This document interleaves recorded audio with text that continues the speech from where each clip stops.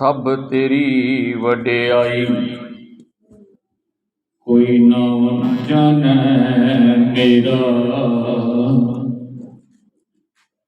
कतिक कर्म कमाने, दोष ना कहूँ जोग।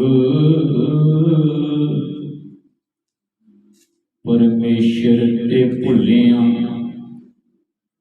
व्यापन सबे रोग। वे मुख होए राम ते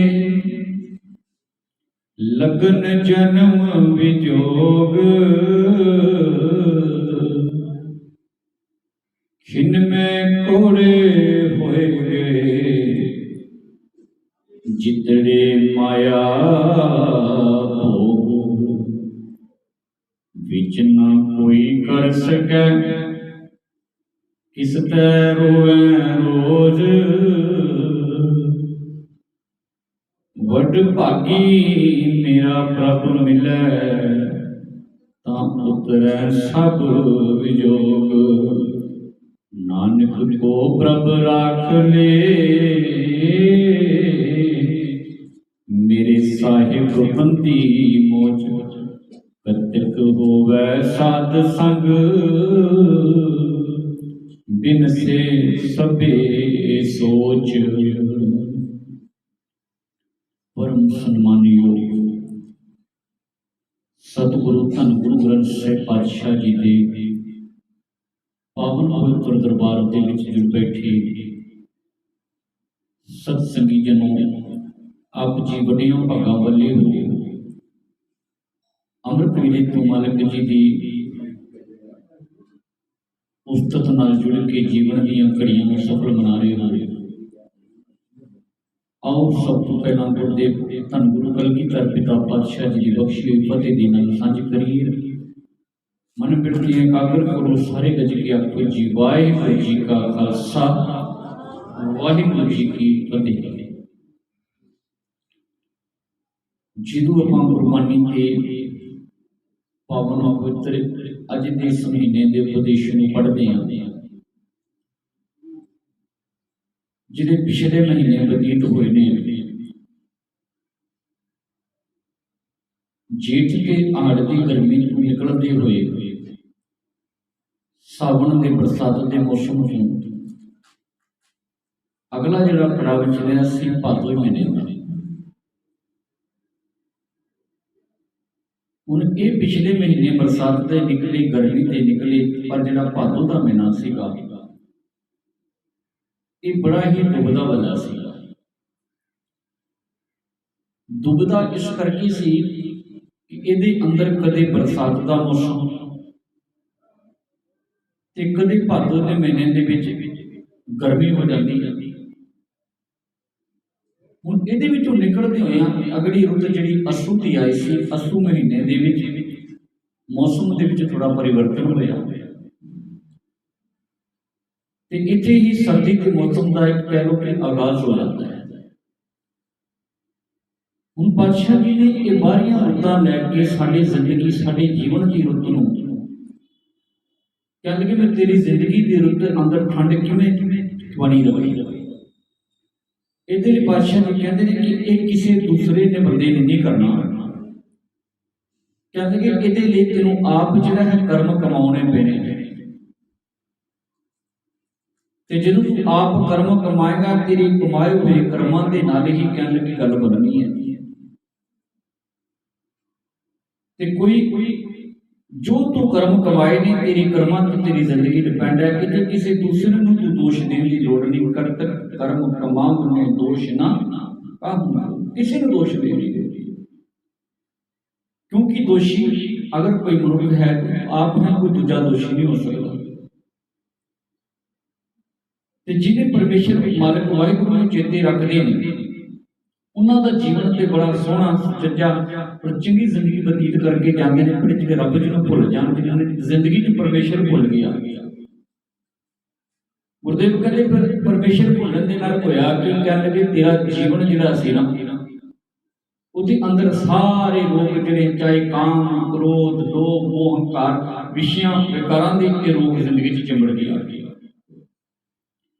ਪਰਮੇਸ਼ਰ ਤੇ ਭੁੱਲਿਆਂ ਵਿਆਪਨ ਸਭੇ ਰੋਗ, ਸਾਰਿਆਂ ਰੋਗਾਂ ਨੇ ਆ ਕੇ ਜੋਰ ਪਾ ਲਿਆ, ਸਾਰੇ ਤੇਰੇ ਤੇ ਹੈਵੀ ਹੋ ਗਏ ਨੇ। ਪਰ ਜਿਹੜੇ ਲੋਕ ਪਰਮੇਸ਼ਰ ਨਾਲ, ਮਾਲਕ ਵਾਹਿਗੁਰੂ ਜੀ ਦੇ ਨਾਲ ਅਭੇਦ ਹੁੰਦੇ ਨੇ, ਜਿਹੜੇ ਉਹਦੇ ਨਾਲ ਜੁੜਦੇ ਨੇ, ਉਹਦੀ ਵਿਚਾਰਧਾਰਾ ਨਾਲ ਜੁੜਦੇ ਨੇ, ਉਹ ਫਿਰ ਗੁਰੂ ਦੇ ਦੁਆਰਾ ਇਹੋ ਜਿਹੀ ਸੋਚ, ਗੁਰੂ ਦੇ ਦੁਆਰਾ ਇਹੋ ਜਿਹਾ ਕੁਝ ਪ੍ਰਾਪਤ ਕਰ ਲੈਂਦੇ ਨੇ, ਭਾਵ ਕਿ ਚੰਗੀ ਸੋਚ ਪ੍ਰਗਟ ਜ਼ਿੰਦਗੀ 'ਚ ਕਰ ਲੈਂਦੇ ਨੇ, ਜਿਸ ਕਾਰਨ ਉਹਨਾਂ ਦਾ ਜੀਵਨ ਜਿਹੜਾ ਉਹ ਦੁਖੀ ਨਹੀਂ ਹੁੰਦਾ। ਉਹਨਾਂ ਦੇ ਜੀਵਨ ਦੇ ਅੰਦਰ ਇਹੋ ਜਿਹੇ ਰੋਗ ਨਹੀਂ ਵਿਆਪਦੇ ਜਿਨ੍ਹਾਂ ਰੋਗਾਂ ਕਰਕੇ ਉਹ ਸੰਸਾਰ ਅੰਦਰ ਵੀ ਆਪ ਵੀ ਦੁਖੀ ਰਹਿਣ, ਪਰਿਵਾਰ ਵੀ ਦੁਖੀ ਰਹੇ ਤੇ ਸਮਾਜ ਵੀ ਦੁਖੀ ਰਹੇ। ਇਹੋ ਜਿਹੇ ਰੋਗਾਂ ਤੋਂ ਮੁਕਤ ਹੋ ਜਾਂਦੇ ਨੇ। ਅੱਜ ਰੋਜ਼ ਆਸਾ ਕੀ ਵਾਰ ਦਾ ਪਾਵਨ ਵਚਨ ਪੜ੍ਹਦੇ ਹਾਂ, ਪਰ ਇਹ ਰੋਗ ਮੁਕਤ ਹੋਏਗਾ ਕਿਥੋਂ ਇਨਸਾਨ? ਆਸਾ ਕੀ ਵਾਰ 'ਚ ਗੁਰਦੇਵ ਕਹਿੰਦੇ ਨੇ ਪੌੜੀ ਦੇ ਅੰਦਰ, ਬਿਨ ਸਤਿਗੁਰੂ ਕਿਨਾ ਨਾ ਪਾਇਓ, ਬਿਨ ਸਤਿਗੁਰੂ ਕਿਨਾ ਨਾ ਪਾਇਆ। ਕਹਿੰਦੇ ਬਿਨਾਂ ਸਤਿਗੁਰੂ ਤੋਂ ਨਾ ਕਿਸੇ ਨੇ ਰੱਬ ਜੀ ਨੂੰ ਪਾਇਆ ਤੇ ਨਾ ਕੋਈ ਪਾ ਸਕਦਾ ਹੈ। ਕਿਉਂਕਿ ਸਾਹਿਬ ਜੀ ਕਹਿੰਦੇ ਸਤਿਗੁਰੂ ਵਿੱਚ ਆਪ ਰੱਖਿਓਨ ਕਰ ਪ੍ਰਗਟ ਆਪ ਸਮਾਇਆ। ਕਹਿੰਦੇ ਰੱਬ ਜੀ ਨੇ ਜਿਹੜਾ ਆਪਣਾ ਆਪ ਹੈ ਉਹ ਸਤਿਗੁਰੂ ਦੇ ਵਿੱਚ ਰੱਖਿਆ ਹੋਇਆ ਹੈ। ਇਹ ਗੱਲ ਜਿਹੜੀ ਲੁਕੀ ਛਿਪੀ ਨਹੀਂ ਰਹਿ ਗਈ, ਤੇ ਦੁਨੀਆ ਦੇ ਸਾਹਮਣੇ ਪ੍ਰਗਟ ਹੈ, ਪ੍ਰਗਟ ਕਰਕੇ ਰੱਖ ਦਿੱਤੀ ਹੈ। ਤੇ ਸਤਿਗੁਰੂ ਜੀ ਕਹਿੰਦੇ ਜਿਹੜੇ ਲੋਕ ਫਿਰ ਸਤਿਗੁਰੂ ਨੂੰ ਆ ਕੇ ਮਿਲਦੇ ਹਨ, ਸਤਿਗੁਰ ਮਿਲਿਆ ਸਦਾ ਮੁਕਤ ਹੈ। ਕਿਹੜੇ ਲੋਕ ਮਿਲਦੇ ਨੇ ਸਤਿਗੁਰ ਦੇ ਨਾਲ ਮਿਲ ਕੇ? ਜਿਹੜੇ ਮੁਕਤ ਹਨ, ਜਿਨ ਵਿੱਚੋਂ ਮੋਹ ਚੁਕਾਇਆ, ਜਿਨ੍ਹਾਂ ਨੇ ਅੰਦਰ ਤੋਂ ਮੋਹ ਨੂੰ ਖਤਮ ਕਰ ਲਿਆ ਹੈ। ਤੇ ਸਾਹਿਬ ਜੀ ਕਹਿੰਦੇ ਉੱਤਮ ਇਹ ਵਿਚਾਰ ਹੈ, ਜਿਨ ਸਤਿਗੁਰ ਸਿਉ ਚਿੱਤ ਲਾਇਆ। ਕਹਿੰਦੇ ਇਹ ਬੜੀ ਉੱਤਮ ਵਿਚਾਰ ਸੀ ਜਿਨ੍ਹਾਂ ਨੇ ਸਤਿਗੁਰੂ ਵਿੱਚ ਚਿੱਤ ਲਾਇਆ। ਤੇ ਫਿਰ ਉਹਨਾਂ ਨੂੰ ਲੱਭਿਆ ਕਿ ਉੱਤਮ ਵਿਚਾਰ ਕਿਹੜੀ ਲੱਭੀ? ਕਹਿਣ ਲੱਗੇ ਜਗ ਜੀਵਨ ਦਾਤਾ ਪਾਇਆ, ਜਗ ਜੀਵਨ ਦਾਤਾ ਪਾਇਆ। ਉਹਨਾਂ ਨੇ ਜਗ ਨੂੰ ਜੀਵਨ ਦੇਣ ਵਾਲੇ ਉਸ ਦਾਤਾਰ ਨੂੰ ਪਾ ਲਿਆ, ਨਿਰੰਕਾਰ ਨੂੰ ਪਾ ਲਿਆ। ਤੇ ਜਿਹੜੇ ਨਿਰੰਕਾਰ ਨਾਲ ਜੁੜ ਜਾਂਦੇ ਨੇ, ਜਿਹੜੇ ਨਿਰੰਕਾਰ ਨਾਲ ਜੁੜ ਜਾਂਦੇ ਨੇ, ਉਹਦੇ ਨਿਰੰਕਾਰ ਦੀ ਜਿਹੜੀ ਵਿਚਾਰਧਾਰਾ ਜਿਨ੍ਹਾਂ ਲੋਕਾਂ ਦੀ ਜ਼ਿੰਦਗੀ 'ਚ ਆ ਜਾਂਦੀ ਹੈ, ਫਿਰ ਉਹ ਜਿਹੜੇ ਉਹਨਾਂ ਦੀ ਜ਼ਿੰਦਗੀ 'ਚ ਇਹ ਰੋਗ ਨਹੀਂ ਵਿਆਪਦੇ। ਇਹ ਜਿਹੜੇ ਸੰਸਾਰਿਕ ਰੋਗ ਜਿਨ੍ਹਾਂ ਕਰਕੇ ਮਨੁੱਖ ਦੁਖੀ ਸੀ ਵਿਸ਼ੇ ਵਿਕਾਰਾਂ ਦੇ, ਇਹ ਉਹਨਾਂ ਤੇ ਹੈਵੀ ਨਹੀਂ ਹੁੰਦੇ, ਕਿਉਂਕਿ ਨਿਰੰਕਾਰ ਦਾ ਨਾਮ ਲਿਆ, ਨਿਰੰਕਾਰ ਦੀ ਵਿਚਾਰਧਾਰਾ ਲਿਆ, ਗੁਰਬਾਣੀ ਦਾ ਪਾਵਨ ਵਚਨ ਹੈ। ਸਾਹਿਬ ਜੀ ਕਹਿੰਦੇ ਨਾਇ ਲਈਐ ਨਰਕ ਨਾ ਜਾਈਏ। ਜਿਹੜੇ ਲੋਕ ਨਾਮ ਲੈਂਦੇ ਫਿਰ ਇਹਨਾਂ ਨਰਕਾਂ 'ਚ ਥੋੜ੍ਹੀ ਜਾ ਕੇ ਡਿੱਗਦੇ ਨੇ, ਉਹ ਤਾਂ ਜ਼ਿੰਦਗੀ ਨੂੰ ਇੱਕ ਬਹੁਤ ਸੋਹਣਾ ਧਰਤੀ ਤੇ ਸਵਰਗ ਬਣਾਉਂਦੇ ਨੇ। ਜਾਂਕੈ ਦਰਸ ਪਾਪ ਕੋਟ ਉਤਾਰੇ ਭੇਟਤ ਸੰਗ, ਇਹ ਭੋਗਲ ਤਾਰੇ ਕੋਈ ਸਾਜਨ ਕੋਈ ਮੀਤ ਪਿਆਰੇ, ਜੋ ਹਮਕੋ ਹਰ ਨਾਮ ਵਿਚਾਰੇ। ਕਹਿਣ ਲੱਗੇ ਕੋਈ ਮੇਰਾ ਸੱਜਣ, ਕੋਈ ਮਿੱਤਰ ਹੈ ਜਿਹੜਾ ਮੈਨੂੰ ਹਰੀ ਪਰਮਾਤਮਾ ਦੇ ਨਾਮ ਦੀ ਦਾਤ ਦੱਸੇ, ਉਹਦੇ ਨਾਲ ਜੁੜੇ, ਉਹ ਮੈਨੂੰ ਚਿਤਾਰਨਾ ਸਿਖਾਵੇ। ਤੇ ਜਿਸ ਇਨਸਾਨ ਨੂੰ ਇਹ ਚੀਜ਼ ਸਿੱਖਣੀ ਜੀਵਨ ਜ਼ਿੰਦਗੀ ਅੰਦਰ ਆ ਗਈ, ਫਿਰ ਉਹ ਸੰਸਾਰ ਦੀਆਂ ਹੋਛੀਆਂ ਦਾਤਾਂ ਨਹੀਂ ਗੁਰੂ ਕੋਲੋਂ ਆ ਕੇ ਮੰਗਦਾ। ਉਹ ਇੱਕੋ ਝੋਲੀ ਆ ਕੇ ਦਾਤ ਮੰਗਦਾ ਕਿ ਵਿਸਰ ਨਾਹੀ ਦਾਤਾਰ ਆਪਣਾ ਨਾਮ ਦਿਓ, ਗੁਣ ਗਾਵਾਂ ਦਿਨ ਰਾਤ ਨਾਨਕ ਚਾਹੋ ਇਹੋ। ਉਹ ਫਿਰ ਜਾ ਕੇ ਇਹਨਾਂ ਹੋਛੀਆਂ ਚੀਜ਼ਾਂ ਵਿੱਚ ਆਪਣਾ ਜੀਵਨ ਗਰਕ ਨਹੀਂ ਕਰਦਾ, ਆਪਣਾ ਜੀਵਨ ਬਰਬਾਦ ਨਹੀਂ ਕਰਦਾ। ਤੇ ਸਤਿਗੁਰੂ ਜੀ ਕਹਿੰਦੇ ਆਮ ਸੰਸਾਰ ਦਾ ਜਿਹੜਾ ਬੰਦਾ ਹੈ ਨਾ, ਦੁਨੀਆ 'ਚ ਮਨੁੱਖ ਨੇ ਆਪਣੇ ਆਪ ਨੂੰ ਕੇਵਲ ਸੰਸਾਰ ਦੀਆਂ ਸਵਾਦਾਂ ਵਿੱਚ ਆਪਣੇ ਜੀਵਨ ਨੂੰ ਗਰਕ ਕਰ ਲਿਆ। ਪਰ ਜਿਹੜੇ ਸਵਾਦਾਂ ਨੂੰ ਮਨੁੱਖ ਬੜੇ ਪਿਆਰ ਦੇ ਨਾਲ, ਬੜੇ ਚਾਅ ਦੇ ਨਾਲ ਅੱਜ ਚੱਖਦਾ, ਹੰਡਾਉਂਦਾ ਜ਼ਿੰਦਗੀ ਅੰਦਰ, ਜਿਹੜੇ ਇਹਨੂੰ ਚੰਗੇ ਲੱਗਦੇ ਨੇ, ਹੁਣ ਕੱਲ੍ਹ ਨੂੰ ਸੰਸਾਰ ਅੰਦਰ ਜਿਉਂਦੇ ਜੀ ਵੀ ਸਾਡੇ ਲਈ ਦੁਖਦਾਈ ਨਹੀਂ। ਜਿਹੜੇ ਸਵਾਦ ਜ਼ਿੰਦਗੀ ਅੰਦਰ ਜਿਨ੍ਹਾਂ ਨੂੰ ਚੱਕ ਕੇ, ਜਿਨ੍ਹਾਂ ਨੂੰ ਵਧੀਆ ਸਮਝਦਾ ਰਿਹਾ, ਉਹ ਖਿਨਾਂ ਵਿੱਚ ਸਾਡੇ ਲਈ ਕੋੜੇ ਹੋ ਗਏ ਨੇ। ਉਹਨਾਂ ਦਾ ਕੋਈ ਸਵਾਦ, ਕੋਈ ਟੇਸਟ ਨਾ ਰਿਹਾ ਜ਼ਿੰਦਗੀ ਅੰਦਰ। ਖਿਨ ਮੇ ਕੋੜੇ ਹੋ ਗਏ ਜਿਤਨੇ ਮਾਇਆ ਭੋਗ। ਮਾਇਆ ਦੇ ਜਿਨ੍ਹਾਂ ਭੋਗਾਂ ਵਿੱਚ, ਜਿਨ੍ਹਾਂ ਐਸ਼ ਪ੍ਰਸਤੀਆਂ ਤੋਂ ਤੂੰ ਜ਼ਿੰਦਗੀ ਬਤੀਤ ਕਰਦਾ ਰਿਹਾ, ਹੁਣ ਖਿਨਾਂ ਵਿੱਚ ਬੇਸਵਾਦੇ ਹੋ ਗਏ, ਕੋੜੇ ਲੱਗਣ ਲੱਗ ਪਏ। ਅਸੀਂ ਸਰੀਰਕ ਤੌਰ ਤੇ ਲੈ ਲਈਏ, ਮਨੁੱਖ ਨੇ ਸਰੀਰਕ ਤੌਰ ਤੇ ਸਾਨੂੰ ਪਦਾਰਥ ਮਿਲੇ ਸਨ। ਪਦਾਰਥ ਕਾਹਦੇ ਲਈ ਮਿਲੇ? ਪਦਾਰਥ ਮਿਲੇ ਇਹ ਸਾਡੇ ਸਰੀਰ ਦੀ ਲੋੜ ਸੀ। ਹੁਣ ਮਨੁੱਖ ਆਪਣੇ ਸਰੀਰ ਦੀ ਲੋੜ ਇਹ ਪਦਾਰਥ ਖਾਂਦਾ ਰਿਹਾ, ਹੰਡਾਉਂਦਾ ਰਿਹਾ। ਪਰ ਜਦੋਂ ਮਨੁੱਖ ਇਹਨਾਂ ਨੂੰ ਲੋੜ ਤੋਂ ਵੱਧ ਇਸਤੇਮਾਲ ਕਰਨਾ ਸ਼ੁਰੂ ਕਰ ਦਿੰਦਾ ਹੈ, ਤੇ ਮੰਨ ਲਓ ਅਸੀਂ ਲੋੜ ਤੋਂ ਵੱਧ ਕੋਈ ਚੀਜ਼ ਸੰਸਾਰ ਅੰਦਰ ਯੂਜ਼ ਕਰਦੇ ਹਾਂ ਬੋਡੀ ਦੇ ਲਈ, ਤੇ ਸਮਾਂ ਆਉਣ ਤੇ ਐਸਾ ਵੀ ਹੁੰਦਾ ਤੇ ਕਈ ਵਾਰ ਉਸੇ ਚੀਜ਼ ਨੂੰ ਪੂਰੇ ਜੀਵਨ ਦੇ ਲਈ, ਜਿਹੜਾ ਬੱਚਾ ਜੀਵਨ ਹੁੰਦਾ ਨਾ, ਉਹਦੇ ਲਈ ਉਸ ਚੀਜ਼ ਨੂੰ ਬਿਲਕੁਲ ਹੀ ਡਾਕਟਰ ਕਹਿੰਦੇ ਹੁਣ ਛੱਡ ਦੇ।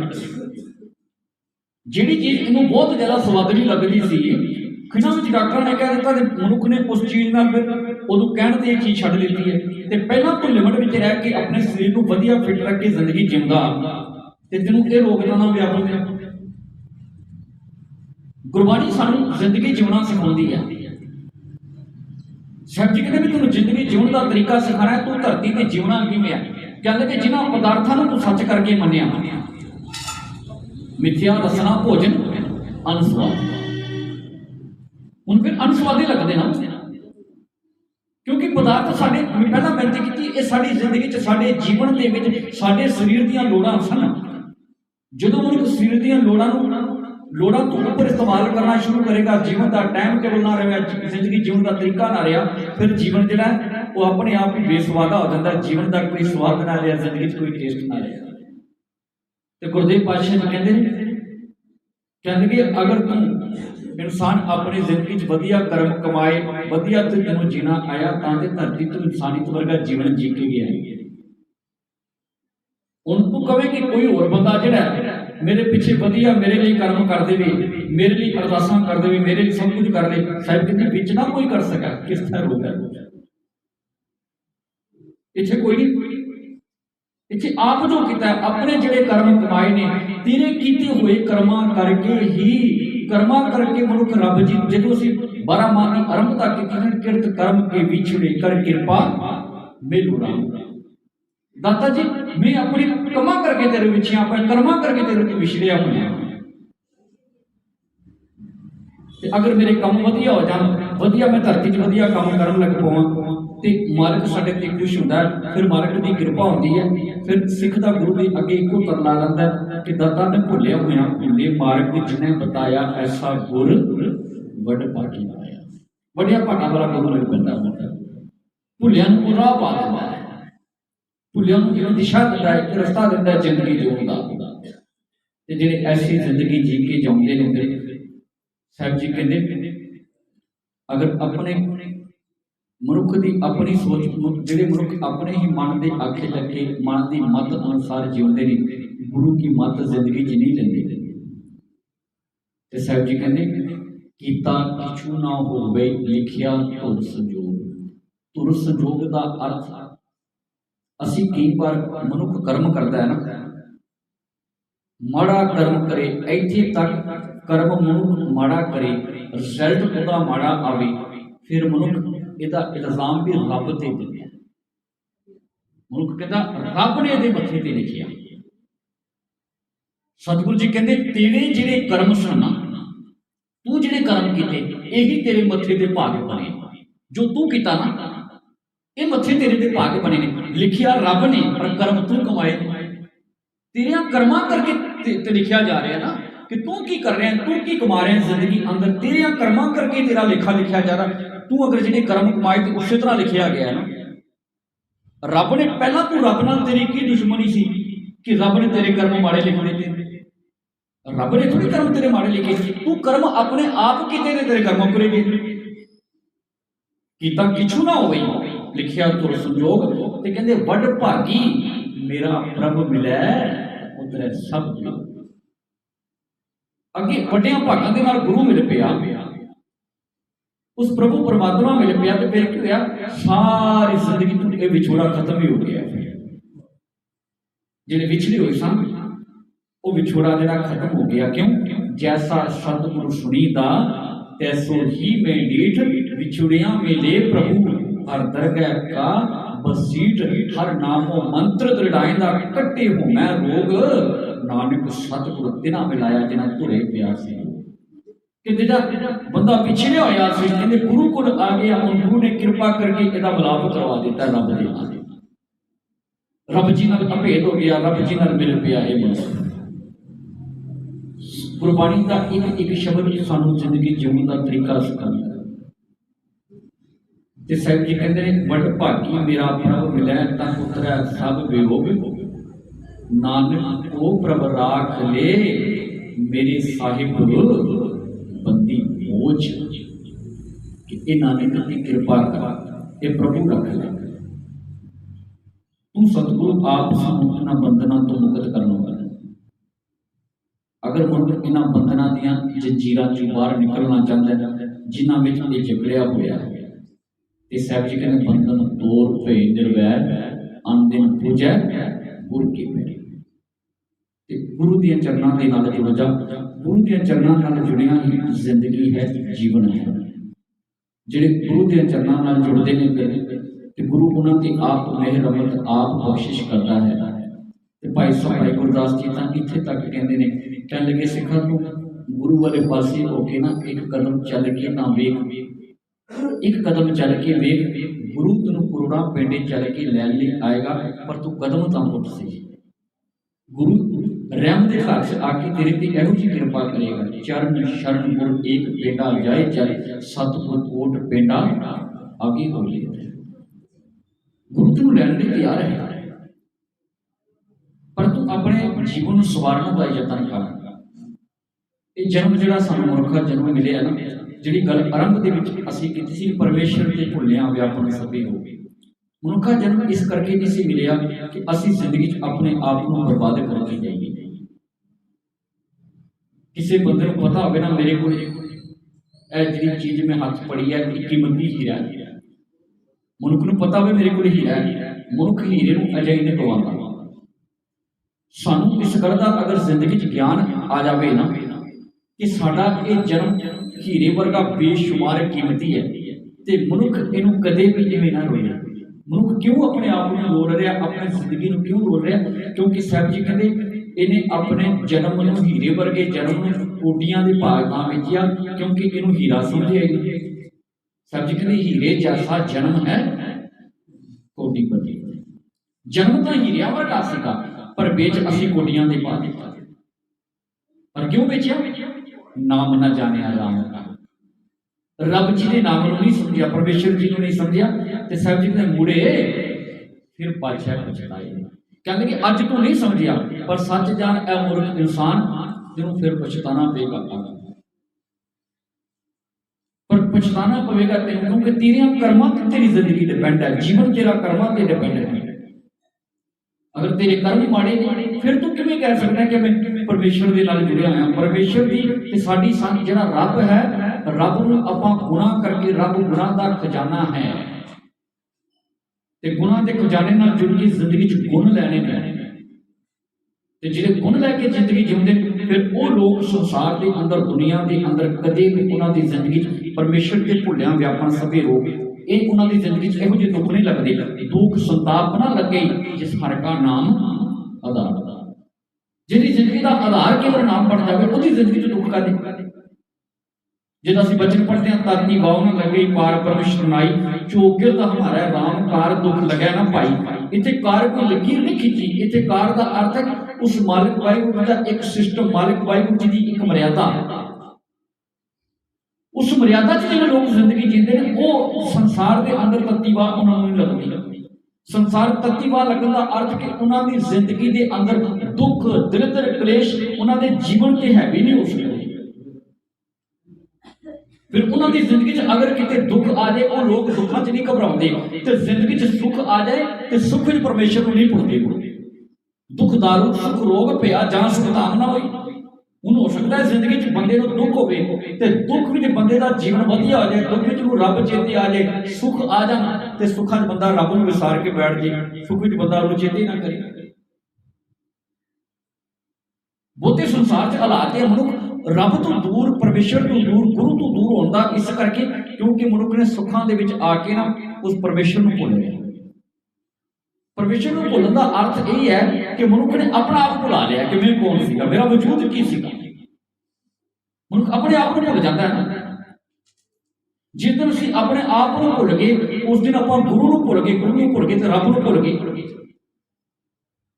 क्योंकि समझण का यतन करना, जिस दिन किते मस्कीन जी बड़ी प्यारी गल क्या करते सन, कहते इंसान जिंदगी के अंदर अगर मनुख किसी डॉक्टर के कोल, किसी वैद्य के कोल जावे ना, ते वैद्य कोल जाण तो पहला ਉਹਦਾ ਇਲਾਜ ਕਰਨ ਤੋਂ ਪਹਿਲਾਂ ਉਹਦੇ ਰੋਗ ਨੂੰ ਸਮਝਣਾ ਪਵੇਗਾ। ਕਹਿੰਦੇ ਜਦੋਂ ਵੈਦ ਕੋਲ ਗਿਆ ਤੈਨੂੰ ਰੋਗ ਨੂੰ ਸਮਝਣਾ ਪਵੇਗਾ ਨਾ। ਜਦ ਕਿ ਗੁਰੂ ਕੋਲ ਆਇਆ, ਗੁਰੂ ਕੋਲ ਆ ਕੇ ਤੂੰ ਰੱਬ ਦੀ ਗੱਲ ਕਰਦਾ ਹੈ, ਪਰ ਗੁਰੂ ਕੋਲ ਆ ਕੇ ਸਭ ਤੋਂ ਪਹਿਲਾਂ ਸਿੱਖਾਂ ਤੈਨੂੰ ਆਪਣੇ ਆਪ ਨੂੰ ਸਮਝਣਾ ਪਵੇਗਾ। ਤੈਨੂੰ ਸਮਝਣਾ ਪਵੇਗਾ ਸੋ ਸਿੱਖ ਸਖਾ ਬੰਧਪ ਹੈ ਭਾਈ, ਜੇ ਗੁਰ ਕੇ ਭਾਣੇ ਵਿੱਚ ਆਵੇ ਆਪਣੇ ਭਾਣੇ ਜੋ ਚੱਲੇ ਭਾਈ ਪਿੱਛੇ। ਝੋਟਾ ਖਾਵੇ, ਜਿਹੜੇ ਆਪਣੇ ਆਪਣੀ ਮਰਜ਼ੀ ਅਨੁਸਾਰ ਜ਼ਿੰਦਗੀ ਜਿਉਂਦੇ ਨੇ, ਜਿਨ੍ਹਾਂ ਨੇ ਆਪਣੇ ਆਪਣੇ ਸਿਸਟਮ ਬਣਾਏ ਨੇ, ਗੁਰੂ ਦੀ ਮਰਿਆਦਾ 'ਚ ਨਹੀਂ ਜਿੰਦੇ, ਫਿਰ ਉਹਨਾਂ ਨੂੰ ਆਪਾਂ ਕਿਵੇਂ ਕਹਿ ਸਕਦੇ ਹਾਂ ਜੀਵਨ ਸੁਖੀ ਹੋ ਸਕਦਾ?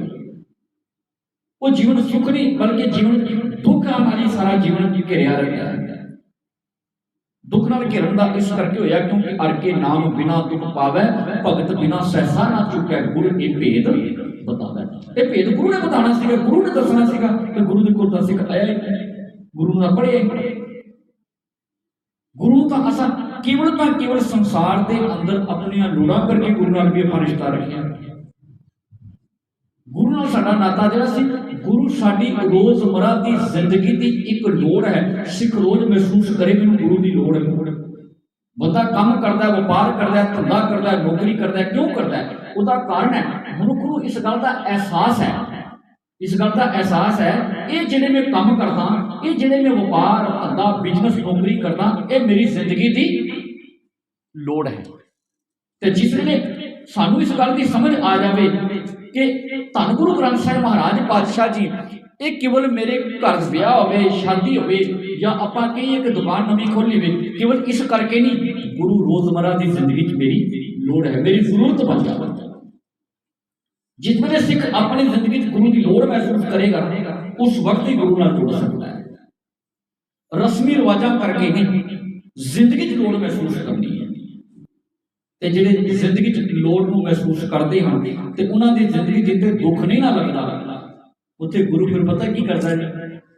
ਗੁਰੂ ਉਹਨਾਂ ਲੋਕਾਂ ਨੂੰ ਜਿਹੜੇ ਦਲਦਲ ਵਿੱਚ ਡਿੱਗੇ ਨੇ, ਵਿਕਾਰਾਂ 'ਚ ਡਿੱਗੇ ਨੇ, ਗੁਰੂ ਬਾਂਹ ਪਕੜ ਕੇ ਕੋਈ ਦਲਦਲ 'ਚ ਬਾਹਰ ਵੀ ਕੱਢਦਾ ਜੀ। ਬਾਂਹ ਪਕੜ ਕਾਢਿਆ ਸੋਈ ਉਤਰਿਆ ਪਾਰ ਵੀ ਕੋ ਹੁੰਦਾ ਜਿਹਨੂੰ ਗੁਰੂ ਨੂੰ ਬਾਂਹ ਫੜ ਕੇ ਬਾਹਰ ਨਿਕਾਲਦਾ। ਬੜੇ ਸੰਸਾਰ 'ਚ ਐਸੇ ਨੇ ਜਿਹੜੇ ਸਾਰੀ ਜ਼ਿੰਦਗੀ ਵਿੱਚ ਜੀਵਨ ਨੂੰ ਨਾ ਸਮਝ ਸਕੇ। ਸਾਡਾ ਇਤਿਹਾਸ ਕਹਿੰਦਾ 62 ਸਾਲਾਂ ਤੱਕ ਧੰਨ ਗੁਰੂ ਅਮਰਦਾਸ ਮਹਾਰਾਜ ਪਾਤਸ਼ਾਹ ਜੀ ਜਿਹੜੇ ਸਨ, ਕੋਈ ਗੁਰੂ ਧਾਰਨ ਨਹੀਂ ਸੀ ਕੀਤਾ। 62 ਸਾਲ ਦੀ ਲੰਬੇਰੀ ਉਮਰ ਵਿੱਚ ਜਾ ਕੇ ਗੁਰੂ ਦੀ ਕਿਰਪਾ ਦੇ ਪਾਤਰ ਬਣੇ ਤੇ ਗੁਰੂ ਨੇ ਇਹੋ ਜਿਹੀ ਬਖਸ਼ਿਸ਼ ਕੀਤੀ, ਇਹੋ ਜਿਹੀ ਰਹਿਮਤ ਕੀਤੀ ਕਿ ਉਹਨੂੰ ਧੰਨ ਗੁਰੂ ਅਮਰਦਾਸ ਮਹਾਰਾਜ ਬਣਾ ਦਿੱਤਾ। ਤੇ ਸਿੱਖ ਜਿਹੜਾ ਰੋਜ਼ ਬਾਣੀ ਪੜ੍ਹਦਾ ਤੇ ਜਦੋਂ ਵੀ ਕਿਤੇ ਸਿੱਖ ਦੇ ਗੁਰੂ ਨੇ ਇਹੋ ਜਿਹੀ ਕਿਰਪਾ ਕੀਤੀ ਹੈ ਨਾ, ਜਿਹੜੇ 21 ਸਾਲ ਅਧਵਾਰ ਜਾਂਦੇ ਨੇ, ਗੁਰੂ ਨੇ ਇਹੋ ਜਿਹੀ ਰਹਿਮਤ, ਇਹੋ ਜਿਹੀ ਬਖਸ਼ਿਸ਼ ਕਰ ਦਿੱਤੀ, ਇਹੋ ਜਿਹੀ ਕਿਰਪਾ ਕਰ ਦਿੱਤੀ ਉਹਨਾਂ ਤੇ ਕਿ ਧੰਨ ਗੁਰੂ ਅਮਰਦਾਸ ਮਹਾਰਾਜ ਦੀ ਬਾਣੀ ਪੜ੍ਹਨ ਤੋਂ ਬਿਨਾਂ ਸਿੱਖ ਦੇ ਘਰ ਦੇ ਕਾਰਜ ਦੀ ਕਿਸੇ ਦੀ ਸਮਾਪਤੀ ਨਹੀਂ ਹੁੰਦੀ। ਕੋਈ ਵੀ ਆਰੰਭਤਾ ਹੋਵੇ ਇੱਥੇ ਉਸ ਧੰਨ ਗੁਰੂ ਅਮਰਦਾਸ ਮਹਾਰਾਜ ਦੇ ਆਨੰਦ ਸਾਹਿਬ ਦੀ ਬਾਣੀ ਪੜ੍ਹਨ ਤੋਂ ਬਿਨਾਂ ਸਮਾਪਤੀ ਨਹੀਂ ਹੁੰਦੀ। ਜਿਹੜੇ 21 ਸਾਲ ਤੱਕ ਕੇਵਲ ਸਰੀਰਕ ਇਸ਼ਨਾਨ ਕਰਦੇ ਨੇ, ਉਹਨਾਂ ਨੂੰ ਇਹ ਗੱਲ ਕਿਉਂ? ਉਹਨਾਂ ਨੇ ਆਪਣੀ ਜ਼ਿੰਦਗੀ ਦੇ ਵਿਚਾਰ ਚੇਂਜ ਕੀਤੇ, ਆਪਣੀ ਜ਼ਿੰਦਗੀ ਦੇ ਕਰਮ ਵਧੀਆ ਕਰ ਲਏ ਤੇ ਫਿਰ ਉਹਨਾਂ ਨੂੰ ਕਹਿਣਾ ਪੈ ਗਿਆ, ਆਨੰਦ ਪਿਆ ਮੇਰੀ ਮਾਏ ਸਤਿਗੁਰੂ ਮੈਂ ਪਾਇਆ। ਆਨੰਦ ਕਿਵੇਂ ਪਿਆ? ਸਤਿਗੁਰੂ ਦੇ ਕੋਲ ਆ ਕੇ। ਸਤਿਗੁਰ ਦਾ ਪਾਇਆ ਸਹਿਜ ਸਿੱਧੀ, ਮਨ ਵਜੀਆਂ ਵਧਾਈਆਂ। ਇਹ ਪਾਤਸ਼ਾਹ ਦੀ ਦਰ ਦੀ ਕਿਰਪਾ ਬਖਸ਼ਿਸ਼ ਰਹਿਮਤ ਸੀ, ਜਿਹਨੂੰ ਅਸੀਂ ਅਗਰ ਆਪਣੇ ਜੀਵਨ 'ਚ ਲੈ ਲਈਏ, ਸਾਡਾ ਜੀਵਨ ਸੋਹਣਾ ਹੋ ਜਾਏਗਾ। ਤੇ ਫਿਰ ਅਗਰ ਜੀਵਨ ਵਧੀਆ ਹੋ ਗਿਆ, ਫਿਰ ਅਸੀਂ ਕਹਿ ਸਕਦੇ ਹਾਂ ਕਰਤਕ ਹੋਵੇ ਸਾਧ ਸੰਗ ਬਿਨਸੇ ਸਭੇ ਸੋਚ। ਅਗਰ ਕਰਤਕ ਦੇ ਮਹੀਨੇ ਦੇ ਵਿੱਚ, ਇਸ ਠੰਡਕ ਦੇ ਰੁੱਤ ਦੇ ਵਿੱਚ, ਅਗਰ ਤੂੰ ਪਰਮਾਤਮਾ ਵਾਹਿਗੁਰੂ ਦੀ ਆਗੇ ਇੱਥੇ ਆ ਕੇ ਗੁਰੂ ਦੀ ਸੰਗਤ ਵਿੱਚ ਜੁੜਦਾ ਹੈ, ਬਿਨਸੇ ਸਭੇ ਸੋਚ ਭਾਵ ਕੇ ਤੇਰੀ ਜ਼ਿੰਦਗੀ ਦੀਆਂ ਸਾਰੀ ਫਿਕਰ ਚਿੰਤਾਵਾਂ ਤੇਰੇ ਜੀਵਨ ਦੀਆਂ ਖਤਮ ਹੋ ਗਈਆਂ। ਤੇ ਗੁਰੂ ਕਿਰਪਾ ਕਰੇ ਸਾਨੂੰ ਜ਼ਿੰਦਗੀ ਦੀ ਜੀਵਨ ਦੀ ਸਮਝ ਆਏ। गुरु को परमेश्वर करके जाने, गुरु परमेश्वर एको जान जो तिस भावै सो प्रवान। जीवन साडा सफल हो सकेगा। आओ सारी अंत दे विच इन्हां पंक्तियां नाल जुड़ के आपां समाप्ति करिए। कतक कर्म कमावने, कतक कर्म कमावने,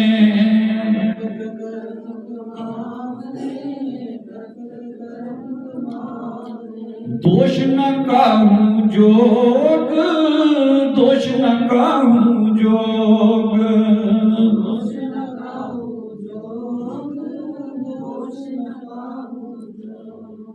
कतक कर्म कमावने, कतक कर्म कमावने,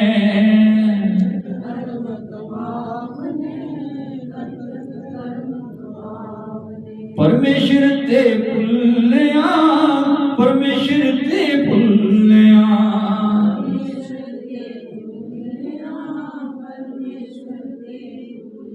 व्यापन सबे रोग व्यापन सबे रोग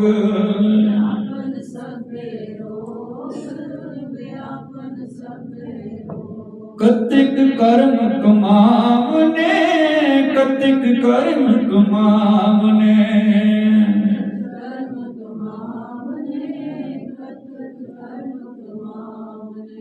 गुरु कृपा करे रहमत करे गुरबाणी की पावन विचार साडी जिंदगी च साडे जीवन च घर कर जाए ताकि साडा जीवन सफल हो जाए।